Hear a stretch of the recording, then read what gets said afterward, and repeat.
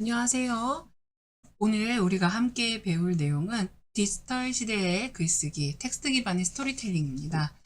스토리텔링의 가장 입문 단계라고 생각하시면 될 것 같아요. 우리는 지금까지 아주 빠르게 변화하는 디지털 환경 속에 살고 있어요. 과거에 우리가 알았던 그런 글쓰기의 방식이 더 이상 충분하지 않은 시대가 되었는데요.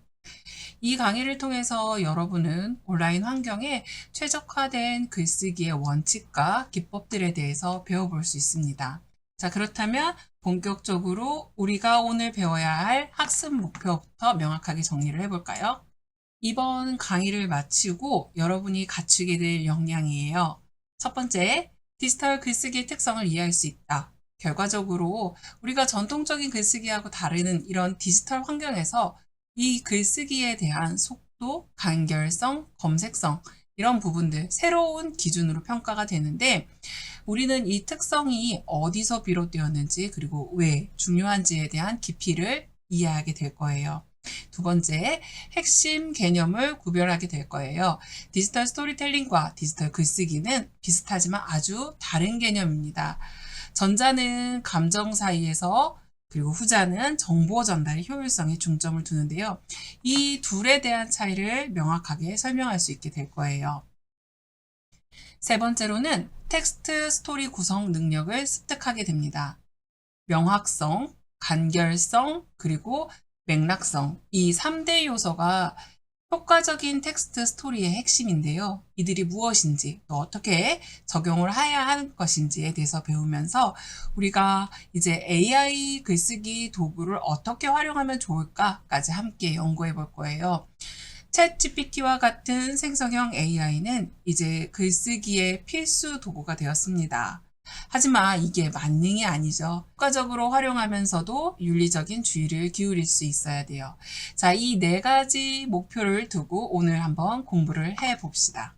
7단계의 체계적인 로드맵을 따라서 오늘 강의가 진행되는데요. 각 단계는 서로 자연스럽게 연결될 수 있도록 설계가 되어 있어요. 1단계, 디지털 글쓰기의 특징. 우리는 먼저 온라인 환경이 글쓰기에 어떤 영향을 미치는지 살펴볼 건데, 독자들이 어떻게 온라인 텍스트를 읽는지, 또 그 행동 패턴은 어떻게 되는지, 이런 부분들에 대해서 분석할 거예요. 이해하지 못하는 독자 행동에 맞춘 글은 절대 효과적일 수 없기 때문이겠죠. 두 번째로는 전통적인 글쓰기와 디지털 글쓰기가 어떻게 다른 표현 방식을 갖추고 있는지 또 목적, 구조, 표현 방식 측면에서 무엇이 달라졌는지를 파악할 거고요. 자, 다음으로 이어서 3단계에서는 효과적인 스토리를 만들기 위해 필요한 기본 원리에 대해서 이야기할 겁니다. 독자의 공감을 이끌어내는 방법과 이야기에 생명력을 불어넣는 방법에 대해서 배울 수 있을 거예요. 자, 그리고 제가 여러분들한테 조금 더 집중적으로 이야기를 했으면 했던 부분들은 바로 이 초보자 글쓰기 오류에 대한 부분인데요. 실제로 많은 학생들이 범하는 실수가 있어요. 문장이 길어진다던가 모호한 표현, 부실한 논리, 이런 흔한 오류들의 원인을 진단하고 해결책을 찾아봐요. 그리고 텍스트 기반의 스토리를 구성할 때 중요한 요령들, 실제로 글을 쓸 때 적용할 수 있는 기술을 배우는데 간결성, 명확성, 맥락성, 어떻게 구현하는지, 그리고 또 상황, 사건, 결과, 이 플롯의 구조를 어떻게 만드는지 이런 부분을 공부를 하고요. 그리고 챗GPT와 같은 도구들을 효과적으로 사용할 때 필요한 전략들, 좋은 프롬프트를 작성하고 AI의 한계를 이해하고 또 그 결과물을 비판적으로 평가하는 방법에 대해서도 얘기해 볼게요. 자, 마지막 실습은 우리가 수업 시간에 대면을 통해서 진행할 거기 때문에 오늘 여기서 설명하는 거는 스킵하고 넘어가겠습니다. 여러분들이 생각하는 디지털 시대의 글쓰기가 정확하게 무엇인가요? 이게 단순하게 말하면 디지털 글쓰기는 글자를 나열하는 행위가 아니에요. 온라인이라는 특수한 환경에서 우리가 어떤 체계화된 정보를 설계하는 과정입니다. 이 정보를 설계한다라는 개념은 사실 우리 학생들한테는 굉장히 낯설 수가 있는데요. 크게 어렵지는 않고요. 제일로 여러분들이 익숙하게 생각하는 인터넷 환경을 고려를 해본다면 아마 이 속도와 명확성이라는 부분에서 읽혀질 거라는 생각이 들어요. 그러니까 텍스트를 우리는 어떤 이렇게 책을 읽을 때 그 책이 갖고 있는 내용을 파악하려고 천천히 심도 있게 읽지만 온라인 환경이라는 것은 그냥 스캔하듯이 마치 자신이 원하는 정보를 찾아내려는 사냥꾼처럼 빠르게 훑어보죠. 그렇기 때문에 이 첫 부분에서 핵심이 즉시 전달되는 게 굉장히 중요합니다. 이게 뭔가 중요한 정보가 여기 있다 라는 신호를 몇 초 안에 내보내는 거죠. 그리고 난 다음에 온라인 같은 경우는 콘텐츠가 중심이에요. 그래서 종이에 인쇄된 글과 온라인에 표시되는 글이 완전히 다른 경험을 제공하는데 웹페이지, 웹소설, 블로그 뭐 이런 이런 템플릿은 그들만의 읽기 방식을 강제하는데 스크롤이라든지 링크 클릭하는 거, 이미지 확인하는 거, 이 모든 것들은 인터넷이 갖고 있는 특징이고 이건 인쇄된 결과물들을 받아보는 것과 전혀 다르다는 거죠. 자, 그리고 세 번째 특징이 바로 8에서 10초 이게 이 짧은 시간이 사실 여러분한테 무슨 의미가 있나 싶겠지만 아주 중요한 통계인데요. 이 8에서 10초 평균적으로 온라인 독자가 어떤 콘텐츠에 딱 그 정도 시간만 주의를 기울인다는 거예요. 이 시간 안에 우리가 무엇을 말하려는지 명확하지 않는다면 독자는 다른 곳으로 떠나버립니다. 우리가 훅이라고 얘기하는 이 초반에 흥미로운 요소가 필수 이유인 거죠. 자, 그리고 아마 검색성이라는 표현 여러분들 낯설 수 있어요. 온라인에 텍스트는 검색이 돼야 돼요. 사람들이 특정 키워드로 검색을 했을 때 우리의 글이 발견이 되면 단어 선택이 아주 중요하겠죠. 이거는 전통적인 글쓰기에선 전혀 고려되지 않았어요. 내가 어떤 키워드를 검색했을 때 발견될 수 있을까? 이거를 여기는 서치라고 해가지고 자, SEO라는 표현을 써요. 아마 웹 쪽 코딩 공부하신 분들은 익숙할 거예요. 이런 표현이. 그리고 나서 구조적인 가독성에 대해서 얘기를 하는데요. 온라인 글쓰기의 구조가 시각적으로 명확해야 한다라는 거예요. 자, 이게 무슨 말이냐면 소제목, 우리 여기 있는 소제목, 그 다음에 글머리 기호, 굵은 글씨, 그 다음에 뭐 줄바꿈, 이런 것들, 이런 기술적 요소들은 문장력만큼이나 중요해요. 아까 제가 온라인, 그다음에 속도와 명확성에 대해서 얘기를 하면서 마치 스캔하듯이 라고 표현을 했어요.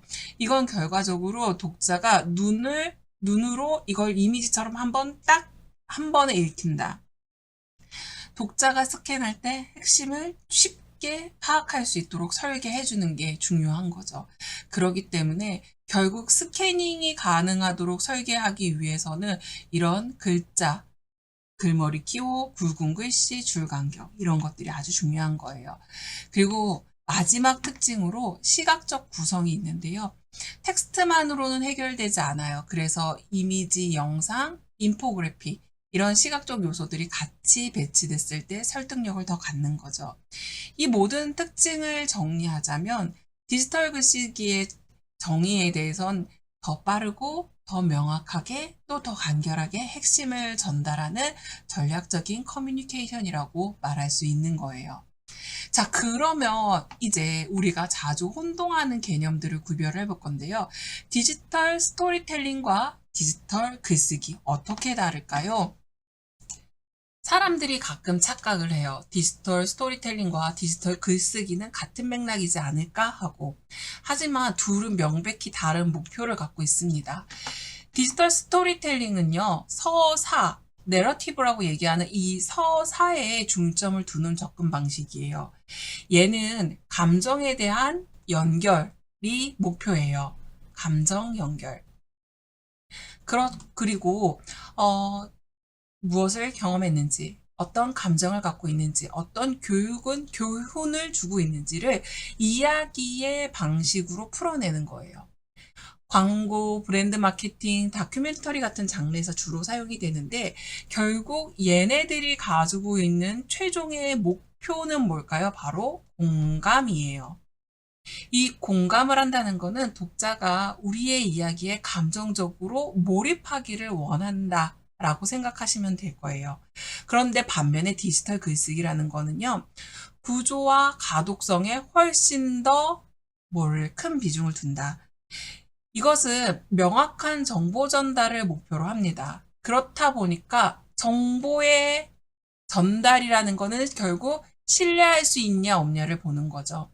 뉴스 기사, 제품 설명, 이메일, 보고서 이런 글들이 해당하는데 이거에 정보를 전달하고자 하는 궁극적인 목표는 이 상황을 모든 것들에 대한 이해입니다.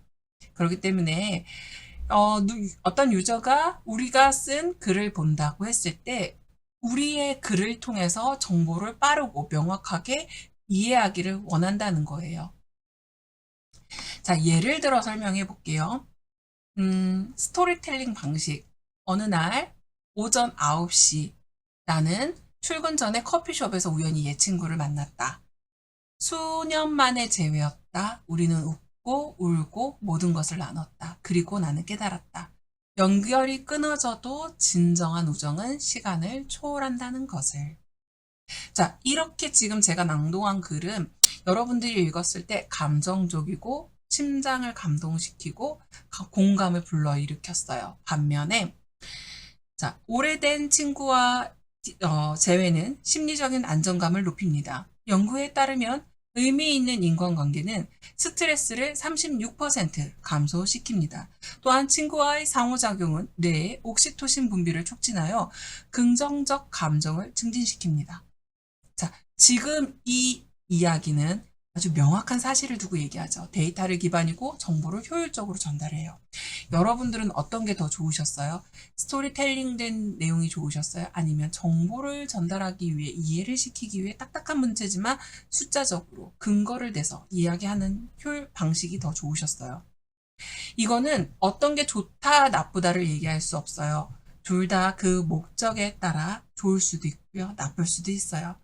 우리는 어떤 맥락에 따라서 어떻게 방식을 정할지 선택해야 합니다. 오늘 우리가 배울 내용의 핵심은 디지털 글쓰기에 맞출게요.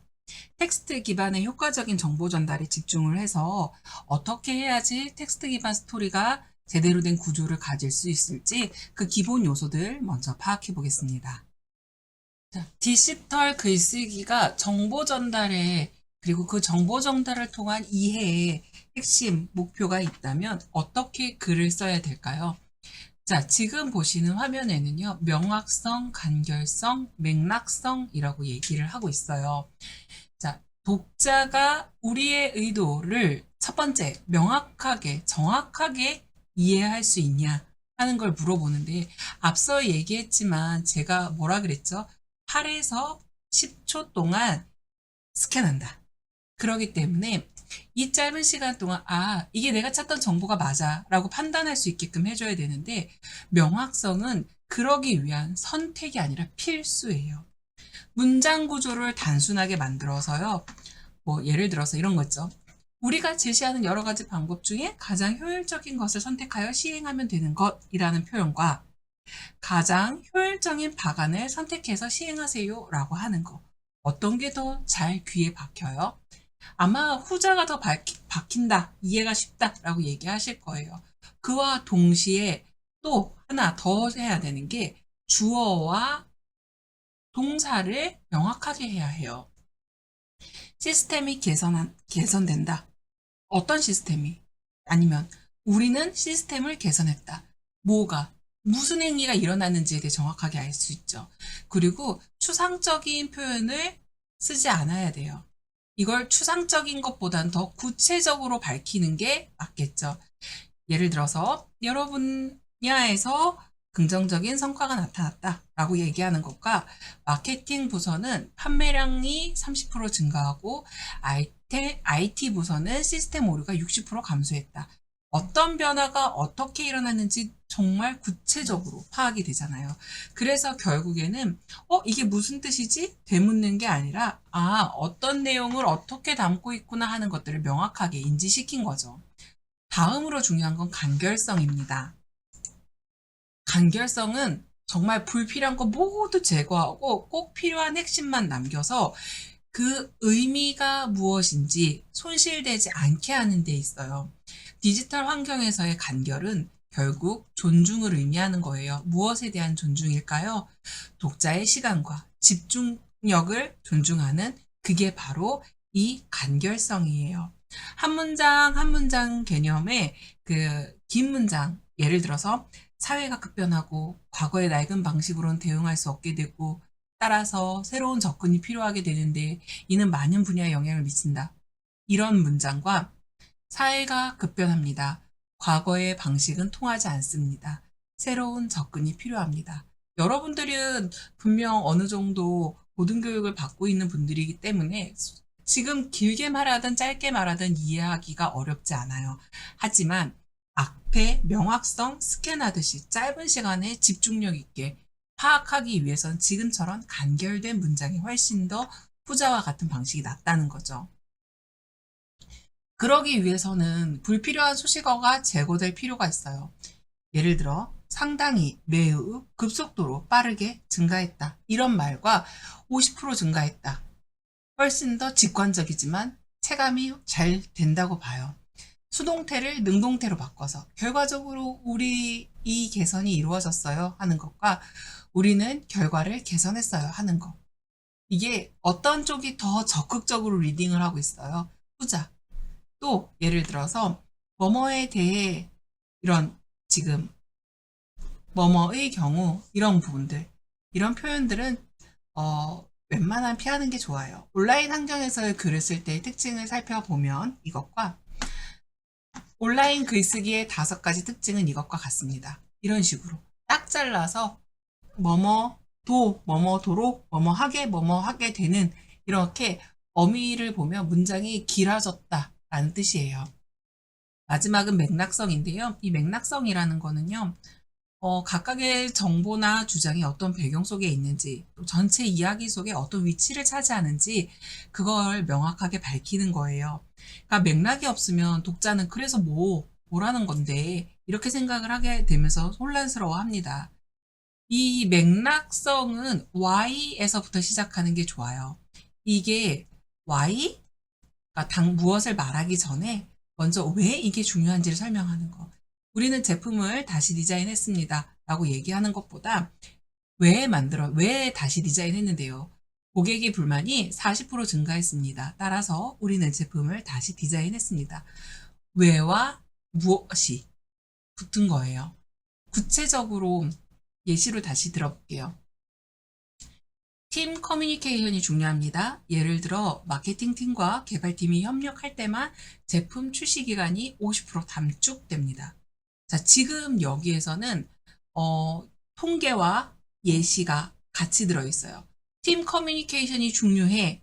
근데 예를 들자 볼게. 개발팀이랑 마케팅팀이 협력할 때면 출시할 수 있는 기간을 50% 단축할 수 있어. 그렇기 때문에 팀 협력이 중요해. 그리고 또 한 가지 상황, 그리고 사건, 결과. 이거를 연결해서 이야기하는 거예요. 자, 상황. 우리가 흔히 시츄에이션이라고 얘기하는 지금 어떤 문제가 있나 하는 부분들. 예를 들어서 우리 고객들은 제품이 너무 복잡하다고 불평합니다 하는 상황이 있는 거예요. 우리의 문제. 그 다음에 그 사건, 이벤트, 그래서 무엇을 했냐 이걸 얘기하는 건데 우리는 UI를 완전히 재설계했습니다. 그래서 결과 어떻게 됐어요? 이제 신규 사용자의 만족도가 85% 올랐습니다. 자, 그럼 문장을 연결해서 쭉 얘기하자 보면 고객들은 제품이 너무 복잡하다고 불평하였습니다. 그래서 우리는 완전 UI를 재설계했고 그의 결과 신규 유저의 만족도가 85% 올랐습니다. 어때요? 훨씬 더 문장이 간결하게 잘 사건 구조에 맞춰서 지식이나 목표를 마치 스토리처럼 연결하는 거. 이것이 여러분들이 강력한 디지털 글쓰기를 할 수 있는 방법이에요. 자, 정리를 하자면은요. 다시 명확성. 명확성은 뭐에 목표를 둡니다? 명확성의 경우 독자가 이게 뭐다 라고 즉시 알 수 있게 만들어주는 거. 간결성. 여기에서는 한 글자도 낭비 없이 짧은 형태로 의미를 전달해서 버리는 글씨 없기. 맥락성. 이거는 독자가 왜 이게 중요한가를 이해할 수 있도록 우리가 컨텍스트라고 얘기를 하잖아요. 자, 여러분들 글쓰기 할 때마다 이 세 가지를 항상 점검하세요. 글쓰기의 시작은 바로 이 문단의 3단 구조를 이해하는 데 있다고 생각을 해요. 누가, 무엇을, 무엇을에 해당하는 서술, 그리고 어디서 왜, 맥락, 이것들이 완벽한 정보를 가지고 제공이 되어질 때 즉각적으로 이해할 수 있어요. 예를 들어서 누가에 해당하는 이 부분은 문장의 시작 부분에서 명확하게 누가 행동했는지를 정하는 거죠. 시스템이, 우리는, 사용자들은 이런 식으로 표현의 주체가 명확해야 돼요. 우리 팀은 무엇을, 무엇을은 행동에 해당하는 거죠. 그렇다면 행동에서는 무엇을 했는가에 대해서 서술하는 거예요. 주어가 구체적으로 어떤 행동을 했는지 표현하는데 추상적인 표현보다는 구체적 동작, 동사를 사용하면 훨씬 더 좋죠. 시스템이 이루어졌다? 아니면 프로젝트를 잘했다. 프로젝트를 잘했다라는 말 자체가 추상적이에요. 잘했다는 근거가 뭔데요? 예산을 5% 절감했습니다. 훨씬 더 이해하기가 쉽죠. 자, 왜, 어떻게, 이런 거는 맥락에 해당하는 건데요.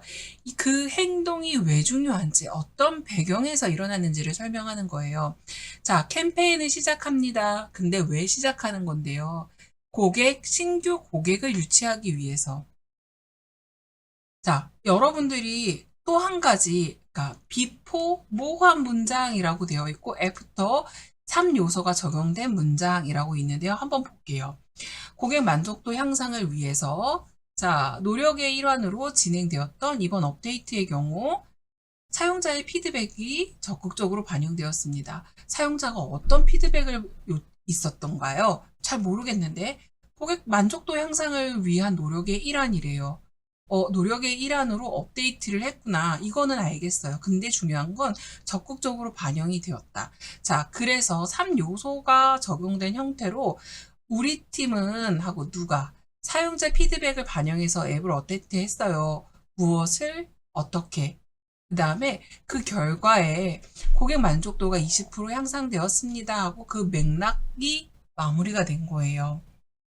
자, 아까 적극적으로 반영되었습니다 라는 표현보다 훨씬 더 이 문장이 이해도가 올라가요. 그 이유가 얼마나 적극적으로 노력을 했는지 거기에 따른 결과로 만족도가 20% 향상되었다는 이야기를 하고 있잖아요. 자, 한 문장에 하나의 주어, 하나의 서술어만 포함시키는 방법 익히셔야 합니다. 또 주어와 서술어 사이의 거리를 가능한 가깝게 잡으세요. 각 문장을 읽을 때 누가, 무엇을, 왜 명확하게 보일 수 있도록 작성해 주세요. 단락을 구성할 때는요. 무엇을, 왜, 실제, 정리, 이 4단계 구조를 생각하면서 정리를 하세요. 제가 오버뷰에다 뭐라고 얘기를 했냐면요. 문단들이 모여서 단락을 이룹니다. 잘 짜여진 단락은 하나의 중심 생각을 명확하고 논리적으로 전달하는 완성된 단위입니다. 결국 문장이 이렇게 배열되어서 하나의 완결된 단위 형태의 문단, 단락을 이루고요. 주제문, 설명, 예시, 마무리 이 4단계로 이루어지는데 이 틀을 익히면 누구나 논리정연하게 글을 쓸 수가 있대요. 자, 그럼 주제문이라고 얘기하는 건 뭘까요?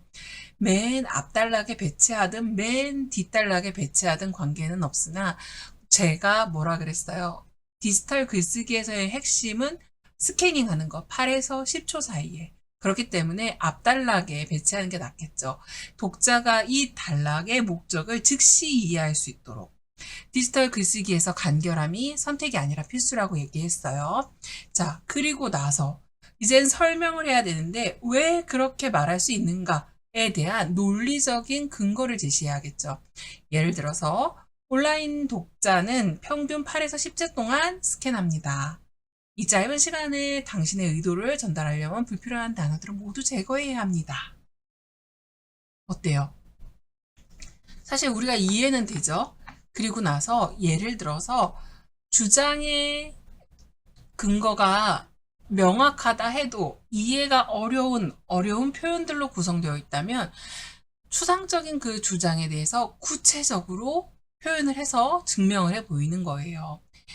다각적인 방안을 모색했다라기보다는 버튼의 위치를 바꾸자. 앞서서도 그랬잖아요. 예산을 절감했습니다 하는 것과 예산의 15% 절감했습니다. 이거는 더 다르기 때문에 구체적으로 수치를 표현해서 훨씬 더 직감적으로 체감할 수 있게끔 마무리, 결과에는 무엇에 따른 결과인지 그 결과에 대한 얘기를 하는 거예요. 주제문과 다시 연결돼서 단락이 마무리됨으로써 독자, 그래서 그랬구나 하고 깨달을 수 있도록 그렇게 하는 거죠. 이 단락 안에는 여러 가지 사건, 사고, 이벤트들이 발생을 하겠죠. 자, 그렇다면은, 자, 이 텍스트 기반에서 스토리를 어떻게 구성해서 그 단락을 이루어야 할까요? 자, 여기서 제일 중요한 키워드는 바로 메시지, 캐릭터, 사건, 흐름, 이것들이 유기적으로 결합할 때 결국에 스토리가 완성된다는 거예요. 자, 메시지라는 건 메시지 요소 what to say라고 제가 써놨는데요. 이거는 결국에 스토리를 통해 궁극적으로 독자에게 전달하고 싶은 핵심 아이디어입니다. 메시지가 명확하지 않으면 독자는 글을 다 읽고 그래서 이 글이 말하고 싶은 게 뭐였어? 하고 생각해요. 메시지를 설정할 때는 우리가 글을 한 문장으로 요약할 수 있는가, 그리고 그것이 독자에게 어떤 영향을 줄 수 있는가를 생각해 보는 게 중요해요. 거기다가 캐릭터, 이야기를 이끌어 나가는 존재는 거죠. 그 존재에 대해서도 당연히 정의를 해야 돼요. 사람일 수도, 기업일 수도, 제품일 수도 있어요. 캐릭터의 설정에 왜 중요하냐면요. 이야기를 끌고 나가는 존재가 분명해야 되는데, 결국 아까 제가 주어라는 걸 얘기를 했었잖아요. 그럼 이 주어에 해당하는 게 바로 이 캐릭터예요. 결국에 이 캐릭터를 통해서 독자가 이입을 할 수 있어요. 감정을. 매일 아침 5시에 일어나는 습관을 들이는 평범한 직장인 A라고 정의를 한다면 독자는 그 직장인 A라는 사람의 삶 속에서 이 캐릭터와 나를 동질감을 갖는 공감대를 형성하게 될 거예요. 그렇기 때문에 캐릭터 설정이 아주 중요해요. 더불어서 사건의 흐름이라는 것은 우리가 흔히 플롯이라고 얘기를 하는데요. 이거는 사건이 일어나는 순서와 그 흐름입니다. 이야기는 모두 시작이 있고 중간이 있고 끝이 있어요. 기본 플롯은 5개에서 8개 정도의 짧은 문장으로 각 문장은 독자의 심리에 대응하고 또 사건이 서로 인간관계를 가질 거고 이런 인과관계에서 마치 도미노처럼 앞에 사건이 뒤에 사건을 자연스럽게 이끌어야 돼요. 처음 글쓰기를 하면 사실 이런 것들 아무리 설명을 해도 많이 어려우실 거예요. 길고 복잡한 문장 속에서 핵심 문장이 갇혀 있어야 되고 또 그거를 항상 어떤 문장의 시작에 핵심을 배치를 하면 좀 더 쉬운데 그것까지 찾아내기가 너무 어려워요. 거기에다가 주어와 서술어가 명확하지 않아서 독자들 되게 혼란스러워해서 누가, 무엇을, 왜 이 3단계를 맞춰서 글을 쓴다고 생각하시면 조금 더 쉬워질 거예요. 긴 문장이 초보자는 주로 문장이 길고 모호해지거든요. 근데 왜 길고 복잡한 문장이 많을까요? 문장을 읽어도 그래서 뭐 이런 생각이 들 때가 많거든요. 그러다 보니까 결국 독자는 문장을 끝까지 읽기 전에 첫 부분의 내용을 잃어버려요. 그 정도로 문장이 너무 길어지는데 이렇게 생각하세요. 지금까지 누가, 이 여기는 주어겠죠. 무엇을 했는가, 무엇을 했다, 이게 서술이에요. 왜, 어디서, 맥락. 명확한 관계의 정의 없이 복잡한 문장 구조로 인해 의도가 제대로 전달되지 않기 때문에 힘들어집니다. 그런 부분들을 여러분들 고민하면서 글을 쓰셔야 돼요. 예시문을 한번 볼까요? 글이 장황하게 많이 들어와 있어요. 정말 많은 사람들이 우리 앱의 복잡한 기능에 대해 상당한 어려움을 느끼고 있다는 점을 인지하여 사용자의 경험적인 개선을 위한 다각적인 노력의 일환으로 이번 업데이트를 신속하게 진행하게 되었습니다. 라고 했을 때 지금 과한 표현, 정말 많은, 상당한 등의 이 감정적 수식어, 이거 감정적 수식어가 왜 문제가 돼요? 이거는 독자가 공감하지 못하는 주관적 표현이기 때문에, 그리고 불필요한 신속하게라고 말하는 그 정의의 타임은 어느 정도 수준인가요? 그 다음에 반복되는 관용구, 뭐뭐인 점, 뭐뭐 있는 점, 그리고 뭐뭐의 일환으로, 이런 거. 사실 문장에서 반복되진 않았고 두어 차례 쓰였다고 하지만 결국 이게 문장을 장황하게 만들었다는 거잖아요. 자, 한 문장에 여러 내용이 섞여 있다고. 자, 지금 보면요. 정말 많은 사용자가 우리의 복잡한 기능에 상당한 어려움을 느끼고 있다는 점을 인지했고, 그러니까 결국에 우리 앱은 복잡하다는 불만이 있었습니다. 그로 인해서 상당히 어려움을 느낍니다. 그 이야기를 들었습니다. 이게 뭐인 거네요. 자, 그럼 이걸 어떻게 쉽게 바꿨느냐? 사용자들이 앱 기능을 어려워했습니다. 그래서 사용자 경험을 개선하기 위해 앱을 업데이트했습니다. 사실 이 얘기는 이 얘기로 가는 요약본 같지만 보면 결과적으로 사용자가 어려워했고 그래서 우리는 앱을 업데이트했다라는 원인과 그 원인을 해결하기 위한 솔루션을 이렇게 했어요 하는 것들을 분리했어요. 그래서 두 개의 짧고 명확한 문장으로 다시 재구성했고 사용자 경험을 UX로 명시하면서 전문성을 부각한 거죠. 어떤 쪽이 더 신뢰도가 올라가나요? 저는 사실 후자가 더 좋은데요. 반복적으로 얘기하고 있어요. 어떤 상황에서 무슨 일이 일어났고 어떻게 변한다라는 것들, 이 3단 구조로 문장이 이루어지는데요. 자, 앞서서 얘기한 것들은 주어를 밝히고 그리고 무엇을 어떻게 왜 결과를 가져오는가 하는 부분들에 대해서 얘기를 했다면 이젠 본격적으로 이 상황에서 어떤 사건이 일어났고 그게 결과적으로 어떤 이야기의 전개성을 갖고 있는지를 파악하는 얘기를 할 거예요. 기본적으로 이거를 기본 골격이라고 얘기하는데요. 상황과 사건과 결과 이 세 가지가 이야기에는 반드시 포함되어야 합니다.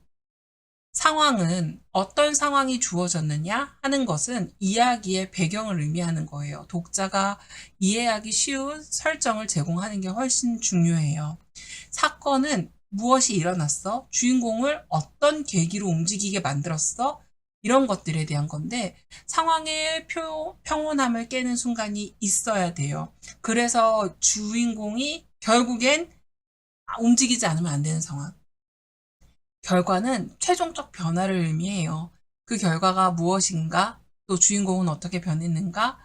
이 처음 상황과 비교해서 무엇이 달라졌는가? 이런 것들을 보여주는 건데요. 예를 들어서 나는 자신감을 잃고 발표를 망칠 뻔했다. 하지만 관중이 오히려 나를 응원해 주었다.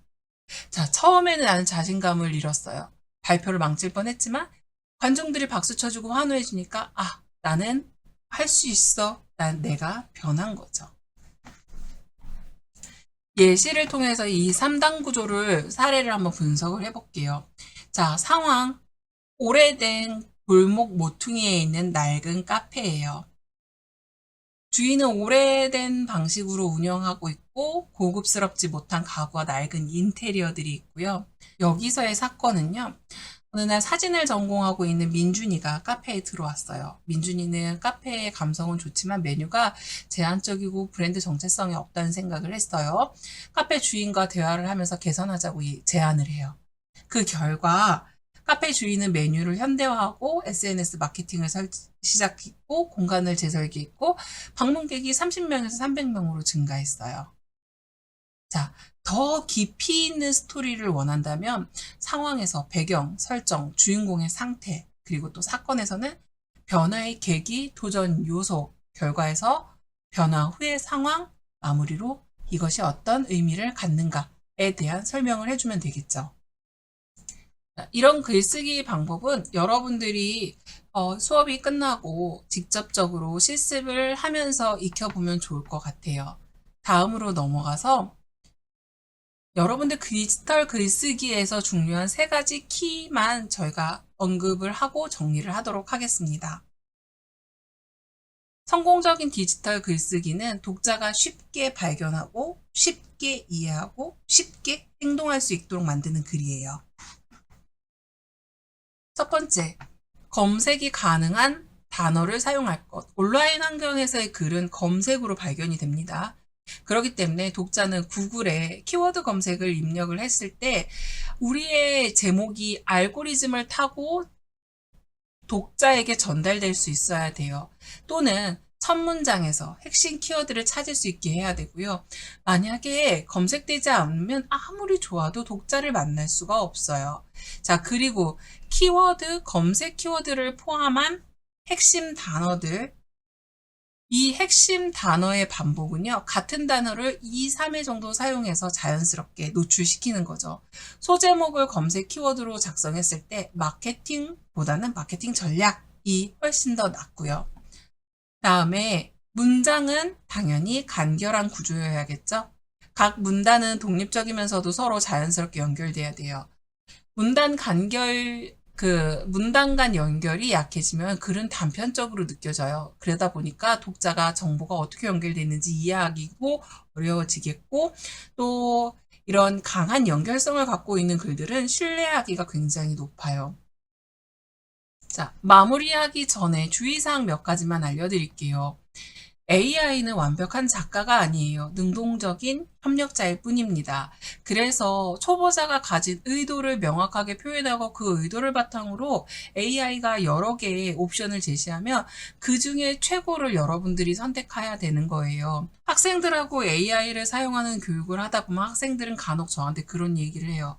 AI 때문에 창의력이 제한되는 것 같아요. 창작이 막히는 것 같아요. 이런 창의적인 것들을 억압한다라고 느껴지면 여러분이 거기에 대한 의존도가 너무 높다라고 역으로 생각하면 될 것 같아요. 초보자가 가진 의도를 명확하게 표현을 해야 되고 그거에 받쳐 AI가 여러 가지 옵션을 제시를 하면 우리는 최고를 선택하기만 하면 돼요. 그러기 위해서 우리는 AI한테 내가 이런 문장을 썼어. 자, 길고 모호한 문장을 짧고 명확하게 다듬어 줄래? 하고 요청을 해서 나의 생각과 요구사항에 대해서 불필요한 것들을 정리할 수 있게끔 가이드를 제시하세요. 한 문장에 하나의 개념만 포함시켜줘. 주어와 서술어를 명확하게 구분해줘. 아니면 인지할 수 있게끔 묘사해줘. 또 불필요한 수식어는 제거해줘. 이런 식으로 우리가 원문을 두고 요구사항을 명확하게 입력하는 거죠. 또 구조를 개선하는 거. 이게 사실 우리가 글을 쓰다 보면 장황하게 넘어가지거든요. 그럴 때 단락의 논리적 흐름을 개선해줘. 그래서 문단을 주어, 주제문, 설명, 예시, 마무리 구조로 재정렬해 줄 수 있을까? 이렇게 요청하세요. 앞에서 배웠던 대로 AI는 우리의 글을 완성해주는 도구가 아니에요. 우리가 의도를 명확하게 표현할 수 있도록 도와주는 코치는 될 수 있어요. AI가 제안한 글을 읽고 우리의 표현으로 수정해야지 그대로 복사 붙여넣기 하면 안 돼요. AI는 일반적이고 중립적인 표현을 사용하기 때문에 우리가 갖고 있는 고유한 목소리가 나타나지 않을 거예요. 결국 강력한 글쓰기는 나의 기초 실력에서 나온다는 거 절대 잊으면 안 되고요. AI를 도구로 사용하면 그 기본 원칙을 계속 학습하셔야 돼요. 왜 이 표현이 더 나은가? 이것을 묻고 이해하셔야 돼요. 그리고 AI는 그냥 검수자라고 생각해 주세요. AI는 구글, 그래도 더 간결하게 할 수 있을까? AI가 글을 제시하면요. 무조건 따르기보다 왜 그렇게 했냐고 한 번씩 물어봐 주세요. 그리고 AI 자체는 맥락을 잊을 수 없어요. 각 문단이 우리가 전체 메시지와 일관성 있는지 계속 확인하셔야 되고요. AI가 제안한 표현이 내 글에 통과 맞는지는 반드시 확인하셔야 합니다. 자, 오늘 우리의 학습은요. 디지털 글쓰기의 좋은 구조를 두고 이야기를 하면서 AI를 여러분들이 사용할 수 있도록 AI가 어떤 식으로 활용돼야 좋아요 하는 부분들을 후미에 잠깐 얘기를 했어요. 자, 여러분들 실습을 통해서 직접적으로 글을 써보면서 어떻게 내가 나만의 글을 만들어 갈 수 있는지 연습해보면 좋겠습니다. 마지막으로 강력한 디지털 글쓰기는 거대한 노력이 아니에요. 좋은 구조와 명확한 의도, 계속되는 연습만으로도 충분하니까요. 우리가 갖고 있는 고유의 목소리를